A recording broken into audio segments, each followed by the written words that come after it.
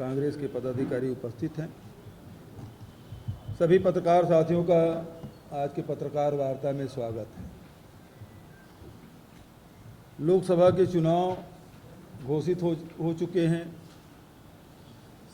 कौन से चरण में कौन से लोकसभा के चुनाव होंगे ये भी तिथि तय हो गया है। कांग्रेस पार्टी ने मुझे राजनांदगांव से लोकसभा का प्रत्याशी बनाया है। ये चर्चा मीडिया में बहुत पहले से ही शुरू हो गई थी कि भूपेश बघेल को लोकसभा राजनांदगांव से लड़ाया जाएगा। इसी बीच में फिर से महादेव का जिन्न बाहर आया। आज दिल्ली से एक खबर छपी जिसमें महादेव सट्टा में यूडब्ल्यू ने एफआईआर दर्ज की है जिसमें मेरा भी नाम है।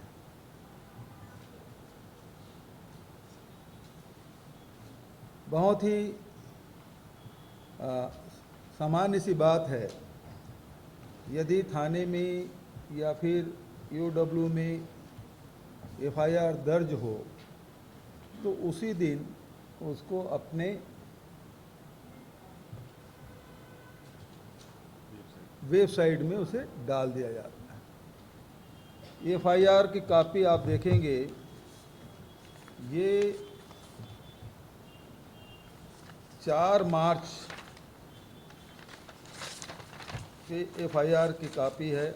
इसमें 4 मार्च लिखा गया है और आज रविवार के दिन 17 तारीख को दिल्ली से इसे प्रकाशित किया जाता है। रायपुर से नहीं, एफआईआर तो रायपुर में दर्ज हुआ।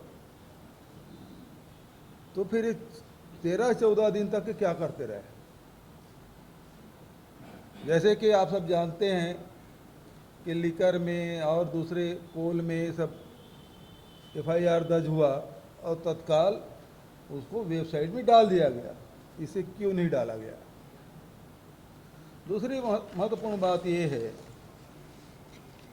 कि ये जो महादेव ऐप है, इसके बारे में कम से कम रायपुर के और छत्तीसगढ़ के पत्रकार भली भांति परिचित हैं, क्योंकि अनेक बार इसके बारे में आप सबसे मैंने चर्चा कर ली है।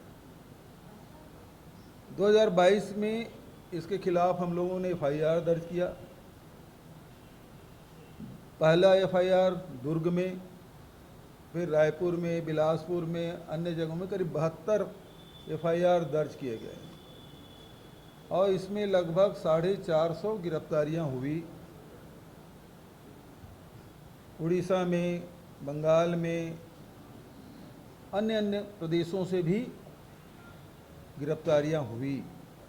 इसमें बहुत सारे गैजेट्स, मोबाइल, लैपटॉप गिरफ्तारियां हुई, राशि भी पकड़े गए। और ये भी 2022 में, क्योंकि जो जुआ प्रतिषेध अधिनियम है तो बहुत लचीला था, उसे कड़ा बनाने के लिए हमने विधानसभा में इसे बिल भी लाया, पारित भी कराया और लागू भी की।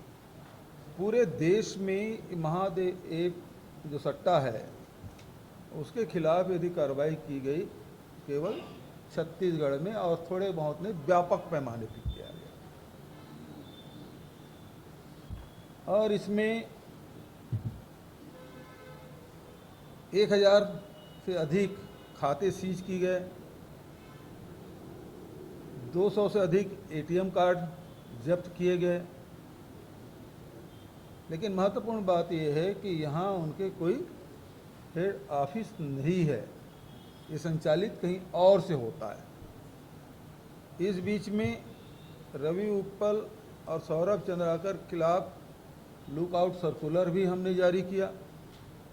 ये विदेश में थे, इसको पकड़ के लाने की जिम्मेदारी भारत सरकार की थी, उन्होंने पकड़ा नहीं। बल्कि चुनाव आते आते इसमें कहानी में ट्विस्ट लाने के लिए शुभम सोनी का एंट्री होता है। अभी तक उसके पहले तक के तो यही था कि रवि उत्पल और सौरभ चंद्राकर दो ही उसके डायरेक्टर हैं, लेकिन अचानक शुभम सोनी आते हैं और उन्होंने एक वीडियो जारी करता है जो भाजपा के कार्यालय से जारी होता है, ईडी कार्यालय से नहीं। और इसी बीच में आपने देखा होगा असीम दास नाम के व्यक्ति दुबई जाता है, वापस रायपुर आने के बाद किसी होटल में उसको पकड़ा जाता है राशि करोड़ों रुपये के साथ, और जो गाड़ी उपयोग करता है वो भारतीय जनता पार्टी के नेता अमर अग्रवाल जी के भाई के नाम से वो दर्ज है गाड़ी। और साथ ही उस असीम दास की फ़ोटो अभी वर्तमान में जो विधानसभा अध्यक्ष हैं उनके साथ, अब पूर्व विधानसभा अध्यक्ष पांडे जी के साथ भी उसके फ़ोटो दिखाई पड़ते हैं। उसके घर से भी राशि पकड़ी जाती है। और स्थिति ये, अब मज़ेदार कहानी ये है कि अभी हाई कोर्ट में जो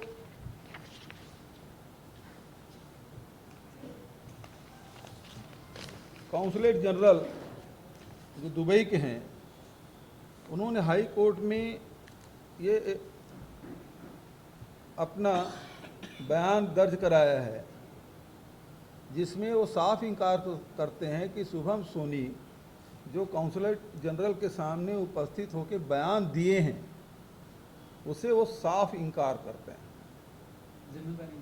अपनी जिम्मेदारी वो नहीं लेते। उन्होंने लिखा है, consulate general of India Dubai does not accept any responsibility for the contents of this documents. Shubham Soni का जो बयान है उसको उन्होंने, इसके कोई जिम्मेदारी वो नहीं लेते, ये स्पष्ट उन्होंने हाई कोर्ट में ये लिखित जवाब उन्होंने प्रस्तुत किया। अब दूसरी बात यह है, जब आपने एफआईआर दर्ज किया, एफआईआर की कॉपी हमारे पास है, उस एफआईआर की कॉपी में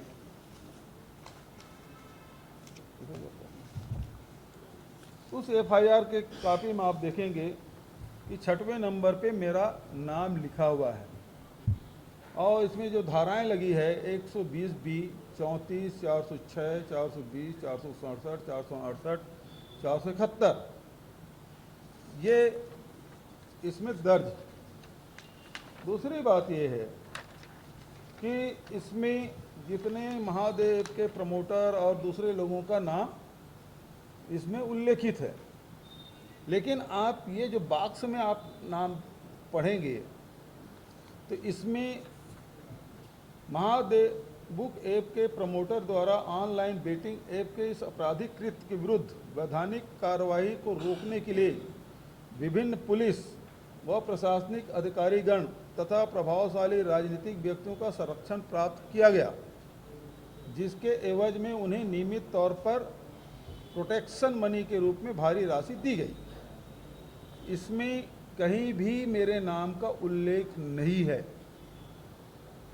इस पूरे जो एफआईआर कॉपी है उसमें कहीं मेरा नाम नहीं है, बल्कि ऊपर में आप देखेंगे तो उसमें शुभम सोनी का नाम है, रवि उत्पल का नाम है, सौरभ चंद्राकर का नाम है, अनिल कुमार का नाम है, लेकिन इसमें कहीं और दूसरे नाम नहीं है।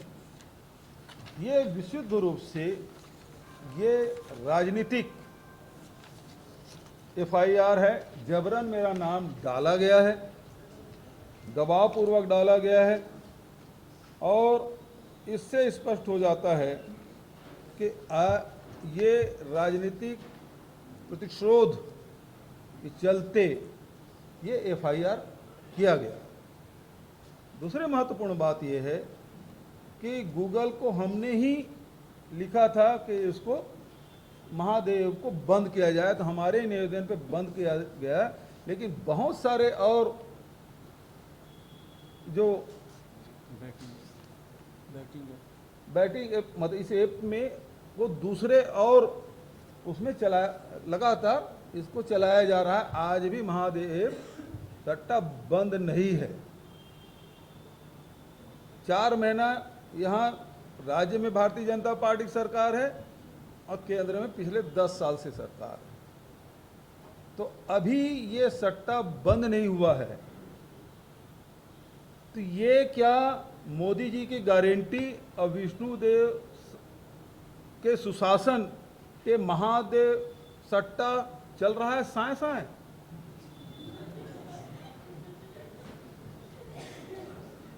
मोदी जी की सुशासन, मोदी की सुशासन, मोदी की गारंटी, विष्णु की सुशासन, महादेव ऐप चल रहा है साए साए। आज इसके संरक्षण में सब कुछ चल रहा है। जिस प्रकार से अभी जो सुप्रीम कोर्ट के आदेश के बाद निर्वाचन आयोग ने अपने वेबसाइट में जिन नामों का जो सूची जारी की गई, 14 ऐसे कंपनी हैं जहां ईडी आईटी के जांच के बाद सत्ता पक्ष के खाते में पैसा डाला गया। वो तारीख भी आप सब जानते हैं, आप सबके पास है। हालांकि कितने लोग चला रहे हैं, कितने लोग नहीं चला रहे हैं, वो अलग बात है, लेकिन ये सारी सूची आपके पास है। और मज़ेदार बात ये है कि भारतीय जनता पार्टी को सबसे ज़्यादा चंदा देने वाला कोई है तो सट्टेबाज ही है। क्या नाम है उसका भाई?